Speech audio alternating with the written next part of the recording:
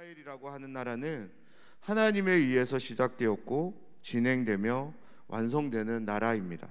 그래서 하나님 없는 이스라엘은 어떤 의미에서 이스라엘이라고 부르는 것이 참으로 무색해집니다. 우리의 입장에서 한번 생각해 보겠습니다. 사랑하는 여러분, 여러분의 삶 속에서 하나님이 함께하지 않는 삶이 어떻게 다가오시는지요? 예수님도 그렇고 성령님도 함께하지 않는 나의 삶이 그려지시나요? 이처럼 이스라엘과 우리의 삶에는 하나님이라고 하는 분이 필요하고요, 하나님의 다스림이 필요합니다. 하나님이 함께 하시고 하나님의 다스림이 함께 할 때 이스라엘은 이스라엘이 되며 우리 신자들의 삶도 온전한 삶이 될 줄 믿습니다. 하나님으로부터 이탈한 기드온의 이탈의 모습은 기드온 한 사람으로만 끝나지 않습니다. 더욱 거센 이탈의 모습으로 아들 아비멜렉을 향합니다. 기드온은 자신이 왕이 되는 것을 겉으로 드러내지 않았지만 그의 아들인 아비멜렉은 노골적으로 왕이 되려 합니다. 그런 점에서 신앙의 이탈은 어느 시점까지는 변동이 없어 보입니다. 하지만 어느 지점에 도달하게 되면 걷잡을 수 없는 그런 내리막으로 곤두박질 치는 것 같습니다.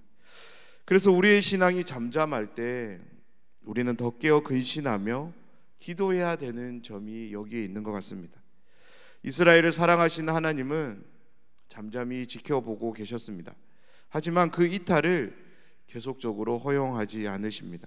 하나님은 하나님의 때에 침묵을 깨고 역사의 현장에 개입하시는데요, 오늘 말씀은 아니지만 사사기 9장 22절을 시작으로 오늘 본문의 말씀까지 역사의 현장에 개입하신 하나님으로 인해 이스라엘에 특별히 아비멜렉과 세겜 사람들에게 어떤 심판이 주어지는지를 오늘 말씀은 우리에게 보여줍니다.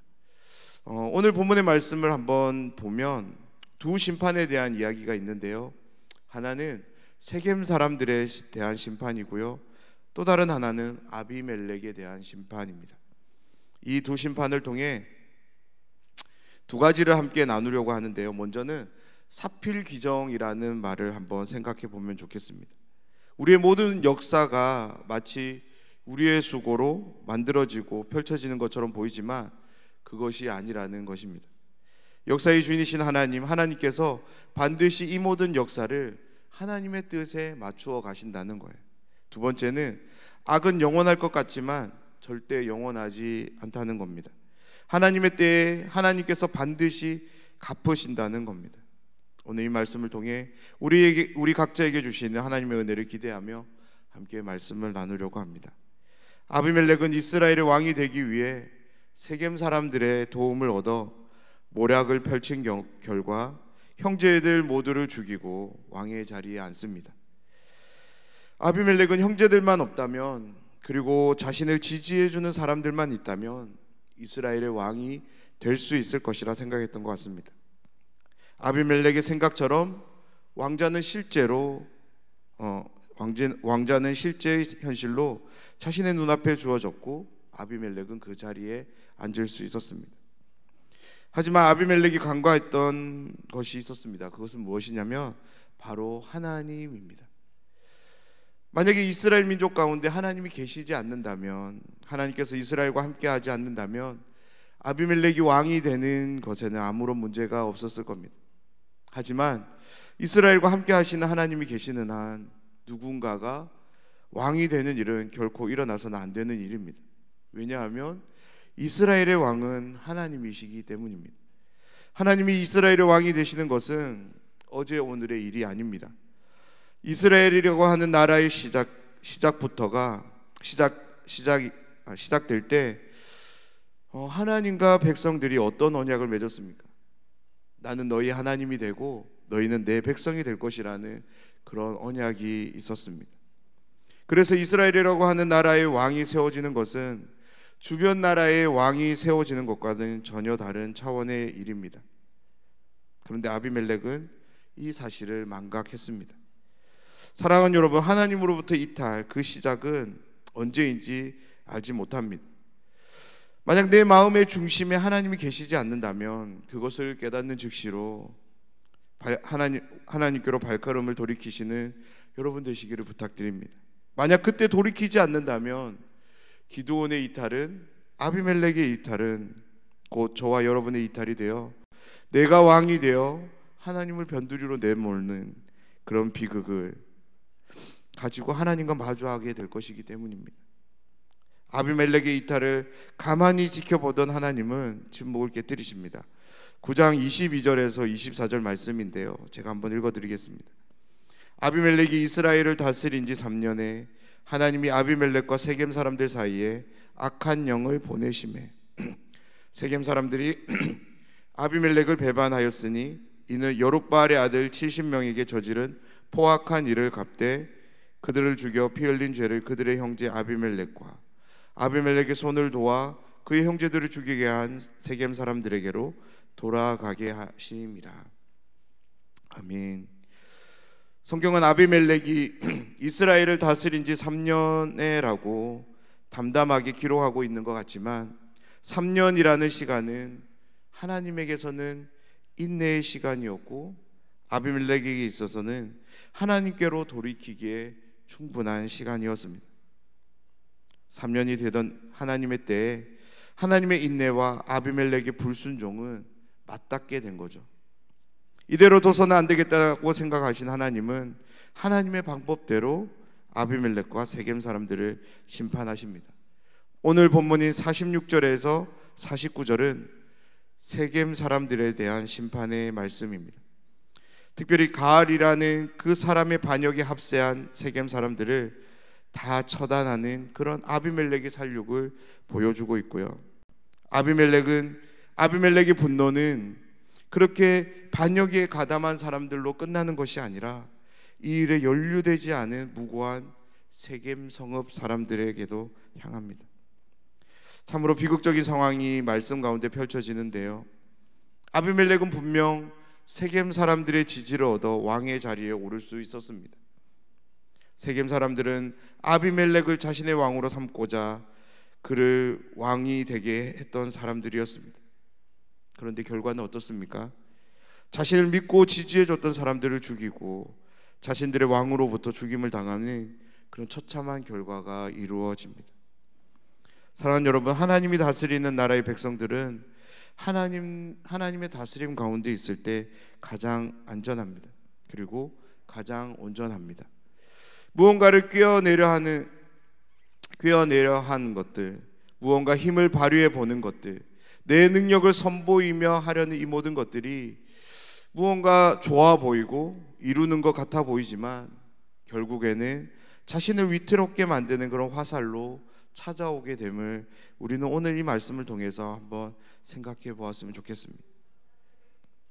사필기정이라는 말을 우리가 꼭 기억했으면 좋겠는데요, 우리와 함께 하시는 하나님은 완전하신 분이십니다. 우리의 역사는 그 하나님의 뜻 가운데 귀결될 줄 믿습니다. 그런데요, 이것이 우리의 인생에 있어서 가장 큰 행복이며 만족이 됨을 믿습니다. 왜 그렇습니까?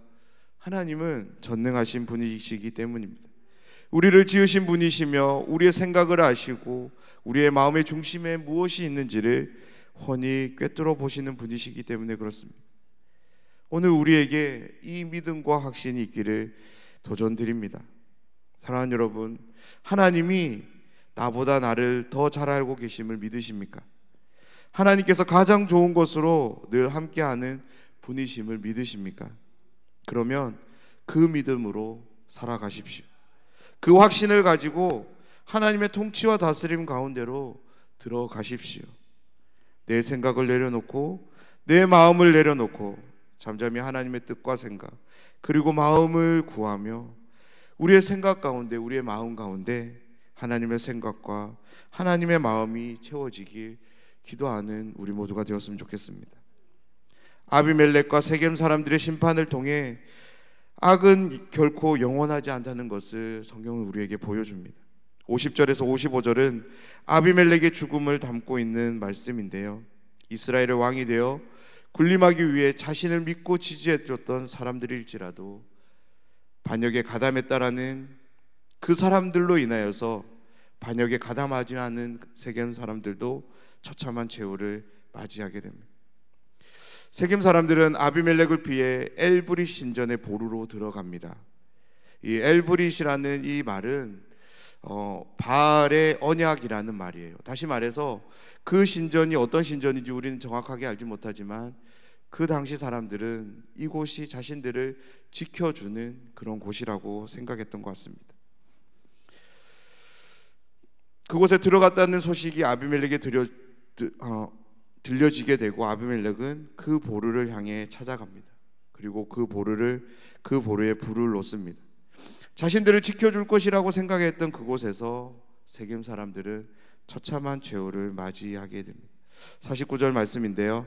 보루에 불을 놓음에 세겜 망대에 있는 사람들이 다 죽었으니 남녀가 약 1000명이었더라. 극악무도한 아비멜렉의 끝을 모르던 살육은 다른 망대 앞에서도 다른 망대를 향해서도 진행되는데요. 하지만 하나님의 역사를 통하여서 그곳에서 마침내 멈추게 됩니다. 51절 말씀을 보면 견고한 한 망대가 소개되는데요. 백성의 남녀가 다 그리로 도망갔다라고 기록합니다. 아비멜렉은 아까 동일한 방법으로 그들을 죽이려고 하는데요. 그때 망대 위에 있던 한 여인에 의해 아비멜렉의 살육은 멈추게 됩니다. 그리고 56절 57절은 아비멜렉과 세겜 사람들에 대한 하나님의 심판이었음을 기록하며 말씀을 마칩니다. 56절 57절 말씀을 제가 읽어드리겠습니다. 아비멜렉이 그의 형제 70명을 죽여 자기 아버지에게 행한 악행을 하나님이 이같이 갚으셨고 또 세겜 사람들의 모든 악행을 하나님이 그들의 머리에 갚으셨으니 여룻바알의 아들 요담의 저주가 그들에게 응하니라. 아멘. 사랑하는 여러분, 하나님 앞에서 악은 결코 영원하지 않습니다. 지금 당장에는 잘 되는 것 같아 보입니다. 아무런 문제가 없어 보입니다. 하나님의 심판이 임하기 전 아비멜렉은 왕이 되어 3년간 이스라엘을 다스렸습니다. 세겜 사람들 또한 아비멜렉의 지지를 얻으면서 안락한 삶을 살았을 겁니다. 하지만 하나님의 선하심 앞에, 하나님의 의로움 앞에서 죄는 결코 바로 서지 못하였습니다. 혹시 우리 주위에 아비멜렉과 같은 사람이 있는가요? 세겜 사람들 같은 사람들이 계신가요? 그들의 화려함에, 그들의 성공에 부러워하지 맙시다.